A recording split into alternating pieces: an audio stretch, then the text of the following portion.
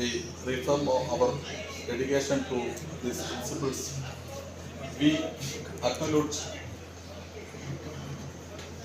the progress that has been made, yet we also recognize the challenges that persist. Around the world, too many are still denied the basic rights to freedom, security, education, and the opportunity to live without fear of discrimination or persecution.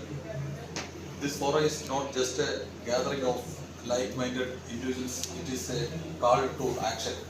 It is a place where ideas will be exchanged, where solutions will be crafted, and where the voices of the marginalized and oppressed will be amplified. Our discussions here will not be theoretical exercise, they will be the seeds of change, grounded in the realities faced by those we strive to protect and empower.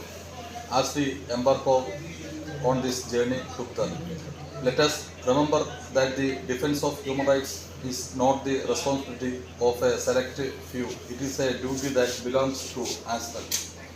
Whether we are policymakers, activists, educators, or concerned citizens, each us has a role to play in building a world where every person can enjoy the full range of rights and freedoms to which they are entitled.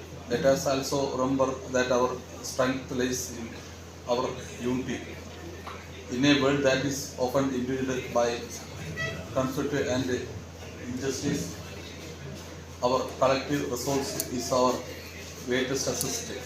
By working together, we can confront the challenges before us, creating a future where human rights are not just ideas, but realities for all. In the spirit of solidarity and a shared purpose, I officially open this Human Rights Forum.